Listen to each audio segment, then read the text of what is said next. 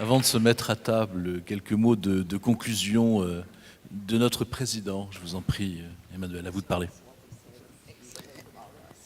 Je voulais déjà remercier Elga, John, puis toi aussi pour ta partie conclusive rapide. Tu aurais pu développer. Alors rendez-vous à l'université d'été. Il a un espace de créativité peut-être plus ample que ce matin. Donc c'est du 11 au 13 septembre à Lyon, avec comme partenaire la Fondation Médéric Alzheimer, bien sûr. D'ailleurs, c'est une évidence. Qu'est-ce qu'on ferait si vous n'étiez pas là? Et aussi France Alzheimer. C'était un point que je voulais noter. Puis on sera chez Pierre Crolac-Salmon, donc à Lyon cette fois-ci. Juste deux mots par rapport à ce qui a été dit que je voulais aborder rapidement. D'abord, on a besoin certainement d'innovation sociale, mais Michel Canet le sait et Joël aussi, on a besoin aussi de mobilisation sociale. Et c'est un axe extrêmement fort du plan MMD que de se mobiliser. Parce que s'il n'y a pas de mobilisation, je ne vois pas en quoi il y aura de l'innovation. Alors peut-être que l'innovation attendue, c'est une innovation aussi politique. Ce n'est pas uniquement de l'inventivité, de la créativité, même si elle est nécessaire en termes intellectuels ou en termes de technologie mise au service de la personne, tout cela est nécessaire, mais comment mobiliser? Et c'est pour ça que j'ai trouvé vos approches extrêmement lucides, concrètes tout à l'heure. Quelqu'un a parlé du détail, de la minutie, il faut rentrer maintenant dans les interstices. Et ce qui est impressionnant depuis ce matin, c'est qu'on n'est pas uniquement dans les grandes idées, on est également dans leur applicabilité et dans une conscience. Pour moi, la vigilance éthique, c'est la conscience, c'est une certaine forme de lucidité et une capacité d'assumer ensemble des responsabilités. C'est pour ça qu'on se sent bien dans une rencontre comme aujourd'hui, parce qu'on est ensemble. Et on sait, sans se le dire d'une manière rationnelle, tout ce qui nous mobilise, tout ce qui nous motive, tout ce qui nous engage, tout ce qui nous incite parfois à prendre des risques. Le risque de la parole, le risque de l'action, y compris dans des institutions où l'action est de plus en plus vue à la loupe, évaluée selon des critères qui sont immoraux et inéthiques. La vigilance éthique, c'est aussi à nos institutions de comprendre ce qu'est l'éthique. Pas uniquement en parlant, comme on voit les politiques qui en parlent aujourd'hui, mais en l'incarnant concrètement, en la défendant, non pas uniquement par des mots, mais par des actes, par des arbitrages qui soient décents d'un point de vue politique, mais qui soient aussi décents d'un point de vue économique. Puis, le dernier point que je reconnais finalement à travers à la fois ce qui est dit et ce qui n'est pas dit.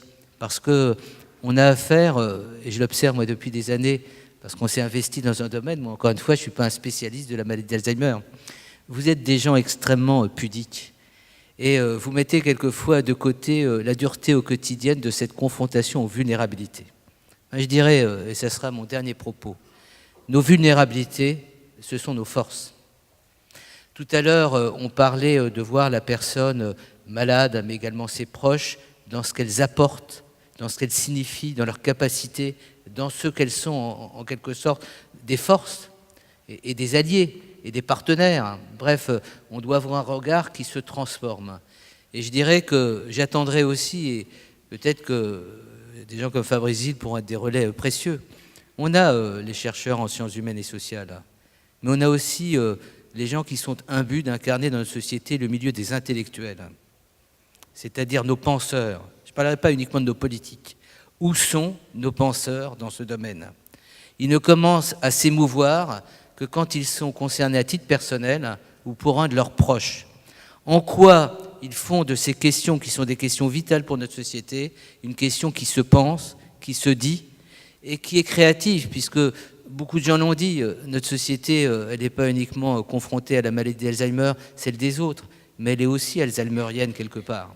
C'est-à-dire toute l'intelligence qui est développée en termes d'innovation peut servir politiquement à la société à se penser, à se comprendre, à savoir où sont ses absences, où sont ses carences, où sont ses amnésies, où sont ses incapacités.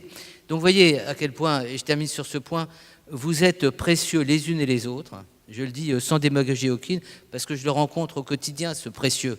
Vous êtes précieux si vous êtes aussi dans la capacité de problématiser d'exprimer publiquement, de relayer autour de vous, dans vos familles, dans votre environnement, non pas uniquement ce que vous faites, ce à quoi vous êtes attaché dans votre action, mais ce que vous êtes, c'est-à-dire le pourquoi et le comment. Vous êtes dans un EHPAD aujourd'hui, auxiliaire de vie au domicile, vous êtes responsable d'une institution, c'est-à-dire ça touche à ce qu'est notre société et ce que vous faites a à nous dire aujourd'hui. On a besoin de ce que vous le dites, on a besoin que vous le restituez, sans honte, sans complaisance.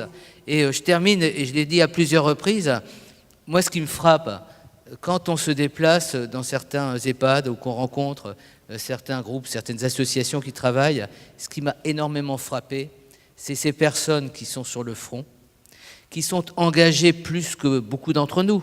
On nous parle du SAMU social, on nous parle du RAID, qui sera présent d'ailleurs le 13 septembre, vous verrez, à nos valeurs de la République. On nous parle des gens qui sont sur le front pour lutter, j'allais dire, ou recomposer une société après un acte de terrorisme. Mais le terrorisme de l'indifférence auquel vous êtes confrontés est aussi un terrorisme qu'il faut prendre en compte.